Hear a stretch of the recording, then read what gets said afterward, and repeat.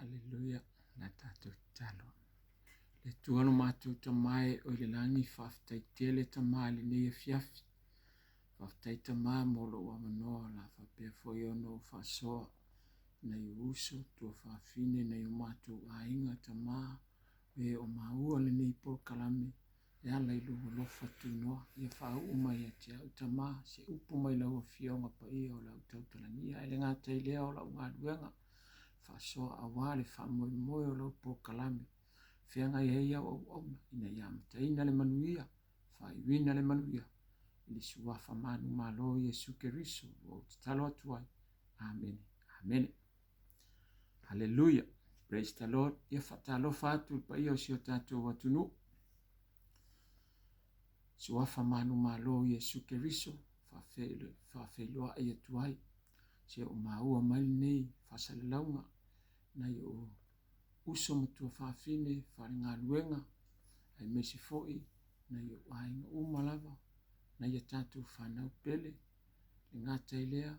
Na i o tātou ainga i tono le whaalatanga le atua. Whatalo whatu once again. Ile suwafa manu malo Yesu Keriso. Ia ele i. O atu se whatino ino se ngā luenga ai. Langolongo sua e tusa i mana o ngal pokalame. Ia se o whamalo stasi atua le upo le atua. Wai Paulo le awala. Tātou te ofo alofa atua i na iuso matua whawhine. Una i tātou whanau. O mai masani. Ai maise. Pa ia o se o tātou watunu. E ala le suwafa manu malo Yesu Keriso. Wa le upo le atua le upo e ola. Le upu tātou te manui ai, tātou te sauloto ai, e ta ia foi tātou ilona lava finangalo. Peo na whitalai na nā whionga pa ia o tātou wō i le atua. Te le fili, o nā ese le o ia mai tātou. O le mafu angalea, a tātou tānoa le upo le atua, e sili atu lea.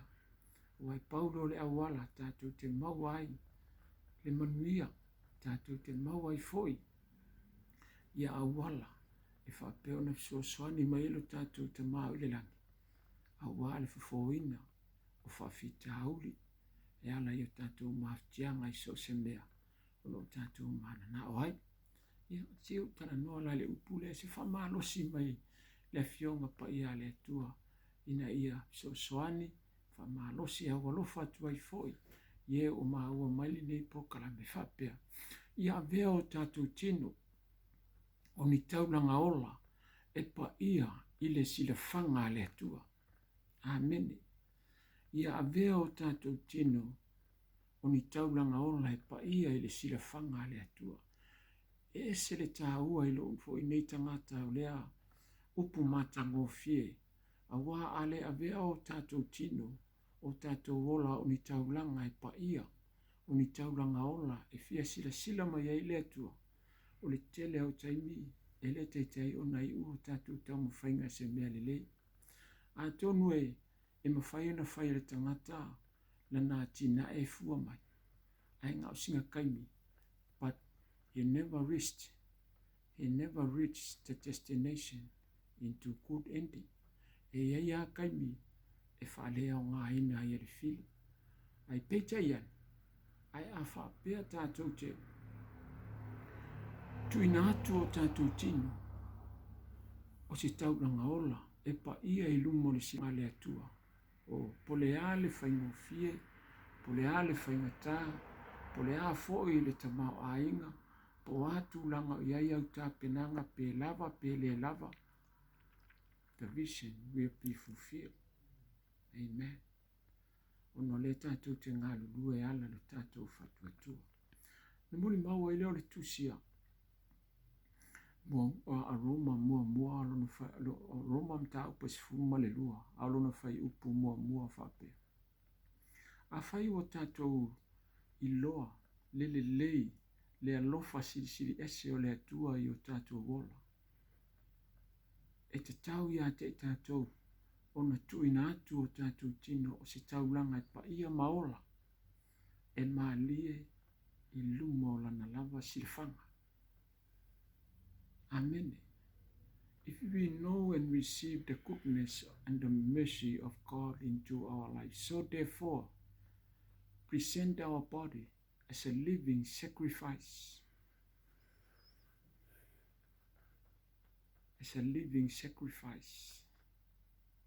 acceptable, and that is a reasonable service. Amen. Ia le tua. O se whamalosi lea, o se mea lofa fo i lea, e whapea ono tuwhatua ina i o uso matua whawhine, o e o maua mailo o leo le nei tu la fiafi.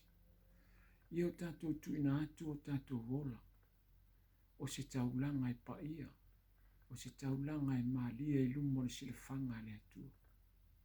O le taulanga ola, o le whaia leo o saunga luenga li lei, ave ilo atu atoa, tātou te au nai le atua, e lalo tātou whaia o lona finangalo. E ala lo tātou siusta i a te ia.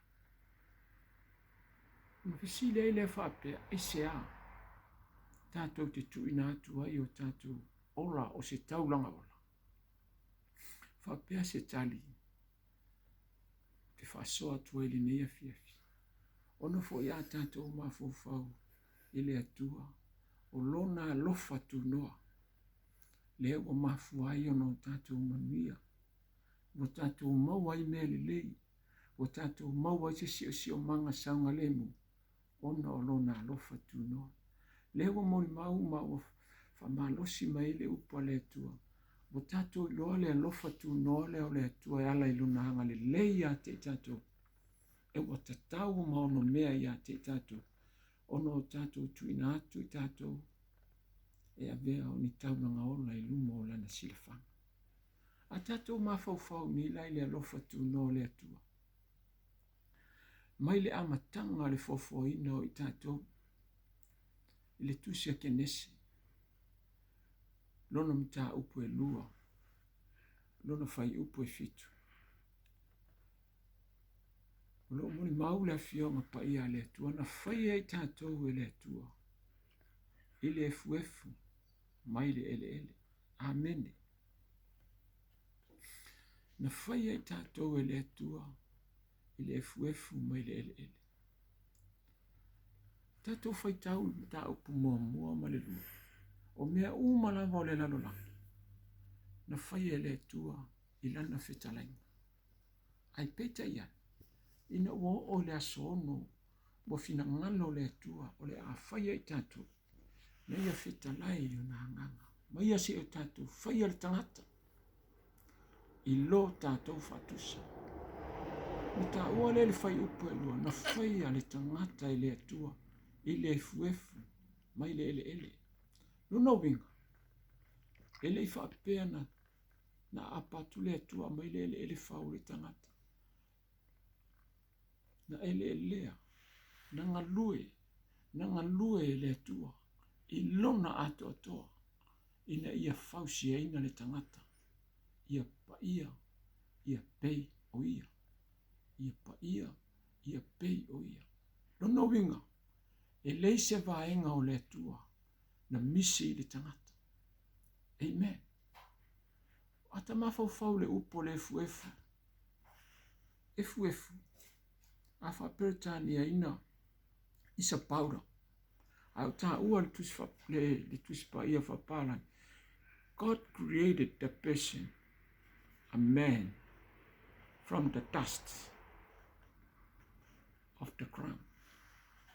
Lono winga, o le efu. Sa fausia ina ia le atua le tangata. Nanga lue le atua is a protection of the earth into new substance. Lena maua le efu. Nono winga nga matua inga lue le atua ina ia maua le efu. Lena whaua le tangata. Ina ia pa ia. Ina ia atu atoa ai. Le mata i sau. O lona lava fina ngalo pa ia. O lona mana malama anga. Amen. O le lona winga la a tātou mawhauwhau. I le tātou mau autu. Ia vea o tātou tino. O ni taulanga ola. ia pa ia mamalia I lungo le silifanga le atua. Lona winga, na whaia le atua I tātou I lona ato atoa. E le nofo le atua ma whai tātou I se tūlanga fifi le mu. Na sacrifice le atua I le fuafuaina I tātou. O le sacrifice, o le principle lea, o le application lea, o le taiala lea, e te tauno tātou woai, o na maua le I tātou manuia o le atua. Amen. Ona foi esia, na whaia le atua I tātou, I lona lofa tūnoa. Na tu le atua o ia, ina ia ngalue, sacrifice himself to create us, to be holy as he is holy. Amen. Nea lana maua I atamu maeva, na tuina ila ua le whatuanga. Wa ato atoa malele, matango fia mea ua. Ai peta iane ina uanga sala le ulua I tangata. That's why the crown was scarce. Wanga sala ile lalolangi. Ona ua leo sta ile ulua I tangata. Ai olo tu maupea. Le fina ngalo alofa o le atua ia te tato. E ala, I le fofo ina o le langi ma le lalolangi. Ma le fight, ma le fausi e ina o I tato. Ia pei o lona lava fatusa. Ainga o le atua le mea fiafi. O se wha lo si le mo I tato. A whai na sacrifice le atua. Na tinga ina o ia. I lona lava ato atoa ina ia fausia I tātou ia pa ia mamali. E whape nā fo I lao no tātou ngālurue. Ia tātou whaia ni ngāluenga. A wā a tātou le sacrifice. E ala I se ngāluenga tātou te whaia. Mō lona vi inga. E whainga tā fo no tātou tau nuu se tau nuunga lele. Whateita inga se tala wha whaingofie. A whai e whaiso maumanga. E te manao mia se to ngā talo ina ia fua mai ini fua la poa. Ina ia fua mai ni fua. Ina ia tele ni tupe. Ia tau nuu lo manaonga. Amen. E te tau ona e matua e ngā lue puno wa. Sacrifice yourself. Sacrifice yourself. Lona winga te tau ona e tō angai vele. Tau ona e tō angai whamama. Ave lo whamaoni e matua I whamalure ele ele. Sacrifice yourself. O ngā whakoa e sele ina lea. O le mea o lo e manao ia. E whapena foi. Le application I le fina ngalo le tua. Tele whawhita auli. O lo whapeo na ngā lue le ti Apollo. E a whaina iso I fua o I tātou. A o le upu mo I tātou le nei a fiafi. Sacrifice ourselves. Ia tātou tu ina atu I tātou ni taulanga ola. O a mea olo e fie I le lalolangi le nei. Tau mo whai a le fina ngalo I le tua. O le sacrifice yourself. O lo walu ese ai. A whai o le inupia e mafua I le fi ese ai. O oe malo te olua. A whai na ile nofo fie I te tono le tau aina. O la au ngani malo o lofa I ate o ele uso. Le ngata I lea o whanau. Ia ave ese le nā mea. A whai o nisi o whara au whaasaina. Kasi ia mai leia le ti Apollo. E a whainga I lau soifua. E ave ese ai fo I le ola whea le whani. Wha mole. Ia ave ese nā mea.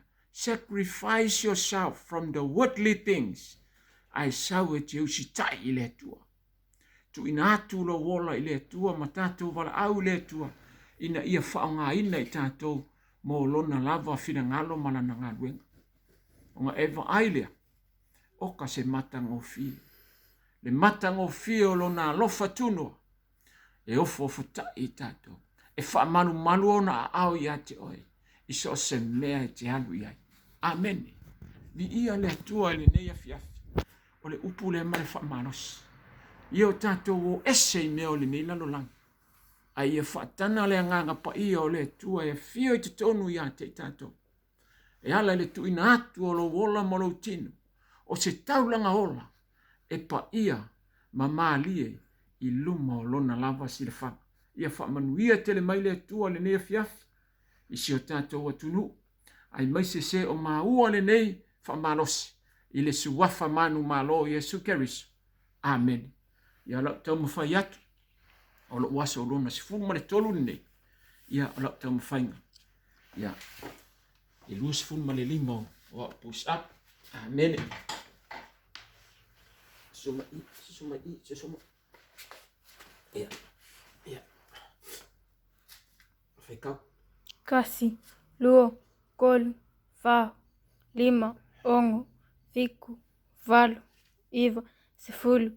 Kasi, lua, kolu, whao, lima, ongo, fiku, valo, iwa, sefulu. Kasi, lua, kolu, whao, lima, ongo. Lima. Amen. Hallelujah. Ya. Ola ulus fulu lima leo push up. Mo nai tina. Amen.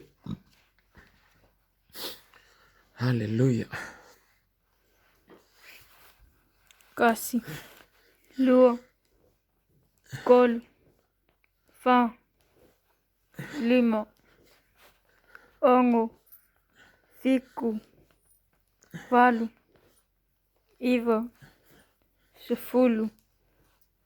Kasi, lua, kolu, whao, lima, ongo, fiku, valo, iwa, sefulu. Kasi, lua, kolu, whao, lima. Hallelujah.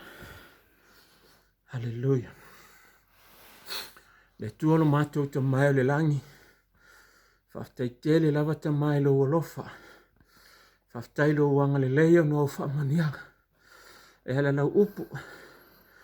Wai whatanga inaia au te tautarangia le leia fiafi. Ta maa whamone mole whamanuia lava i se o mātou atunu.